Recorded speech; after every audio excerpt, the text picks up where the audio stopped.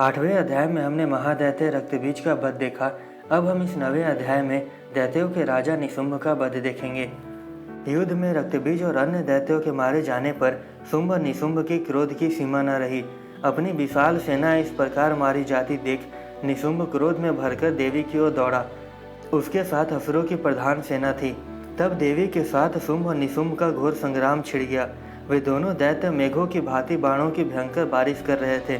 उन दोनों के चलाए हुए बाणों को चंडिका ने अपने बाणों के समूह से तुरंत काट डाला और शस्त्र समूहों की वर्षा करके उन दोनों दैत्य पतियों के अंगों में भी चोट पहुंचाई।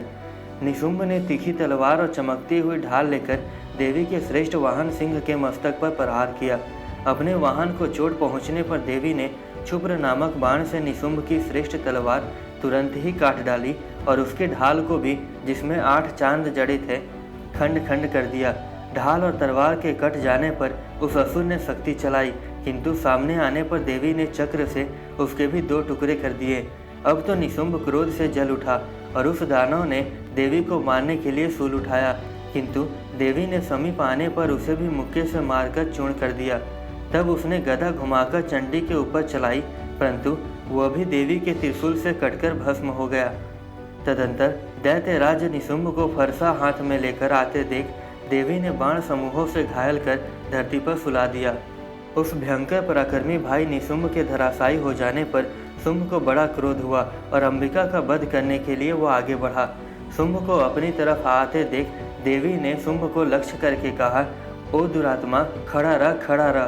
तभी आकाश में खड़े हुए देवता बोल उठे, जय हो, जय हो। शुंभ ने वहां आकर ज्वाला से युक्त अत्यंत भयानक शक्ति चलाई। अग्नि में पर्वत के समान आती हुई उन शक्तियों को देवी ने बड़े भारी लुके से दूर हटा दिया। उस समय शुंभ के सिंहनाद से तीनों लोक गूंज उठे। शुंभ के चलाए हुए बाणों को देवी ने और देवी के चलाए हुए बाणों को शुंभ ने अपने भयंकर बाणों द्वारा सैकड़ों और हजारों टुकड़े कर दिए। तब क्रोध में भरी हुई चंडिका ने शुंभ को शूल से मारा। उसके आघात से मूर्छित हो पृथ्वी पर गिर पड़ा। इतने में ही निशुंभ को चेतना हुई और उसने धनुष हाथ में लेकर बाणों द्वारा देवी, काली और सिंह को घायल कर डाला। फिर उस दैत्यराज ने 10,000 बाहें बनाकर चक्रों के प्रहार से चंडिका को घायल कर दिया। तब दुर्गम पीड़ा का नाश करने वाली भगवती दुर्गा ने कुपित होकर अपने बाणों से उन चक्रों और बाणों को काट गिराया। यह देख निशुंभ दैत्य सेना के साथ चंडिका का वध करने के लिए हाथ में गदा लेकर वेग से दौड़ा। उसके आते ही चंडी ने तीखी धार वाली तलवार से उसकी गदा को शीघ्र काट डाला। तब उसने शूल हाथ में उठा लिया।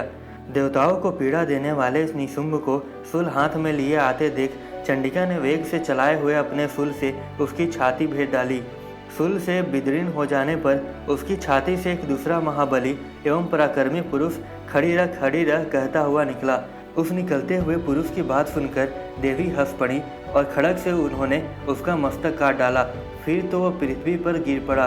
तदंतर सिंह ने अपने दाढ़ों से असुरों की गर्दन कुचलकर खाने लगा। वो बड़ा भयंकर दृश्य था।